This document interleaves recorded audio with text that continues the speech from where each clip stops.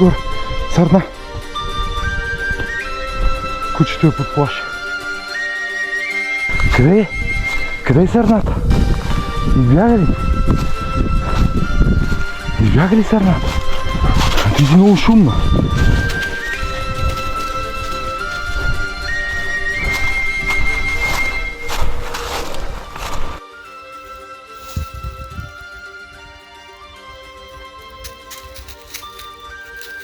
Хера, какво става?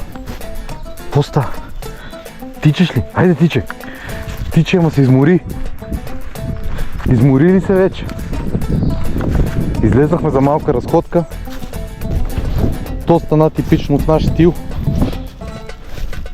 Един малък ужас. Хайде по тая пътека, хайде по оная пътека. Обаче много добре. После ще видим колко сме изминали. Дали е, Хера? Тук може да си викаме. Да си викаме колкото искам. И като ни каже некой, ама да не си хванат в гората, не сме хванати, ама натам ни дърпа да ни пуснат.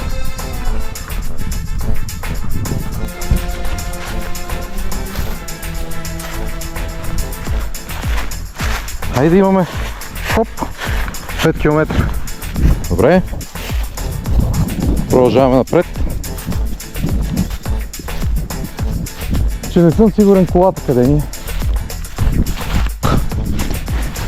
Хората правят бокуци на недостъпни места. Ние нали сме изследователи с тебе, откриватели. И ходим в гората да откриваме бокуци. Какво е това сега?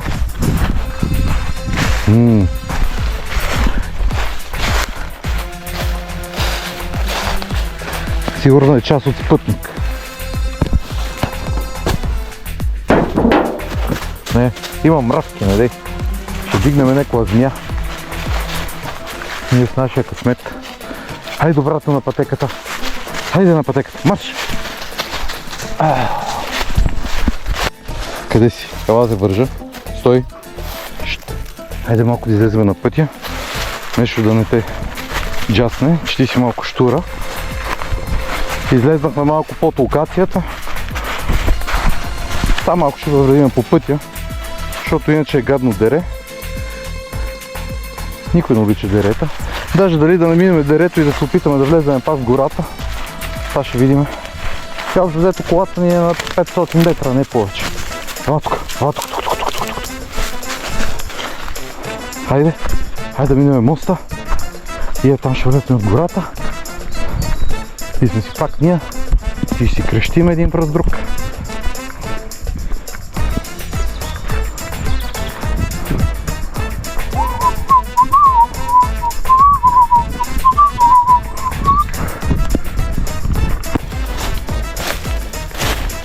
Ела тук при мен.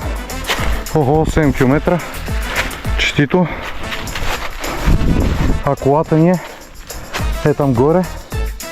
Последно се връзвам. Ела тук. Ела да минем по шосето. Хайде, че от тия канавки станахме зян. Давай нагоре. Давай. Къде е колата? Отсреща. Хайде да ходим по страни на пътя и да поприключвам. 7 км след 100 разходка. Планирам. Ела е тук. Да му ходим посока на движението. Ето ни нас. Как изглежда края на разходката. Колко направихме? 2 часа и 10 минути. 7 км. Идеално раздвижване. Прибираме си се и за неделята имаме топ разходка. Айде, куче, обичаш си в колата. Казвай чао. Казвай чао. Айде.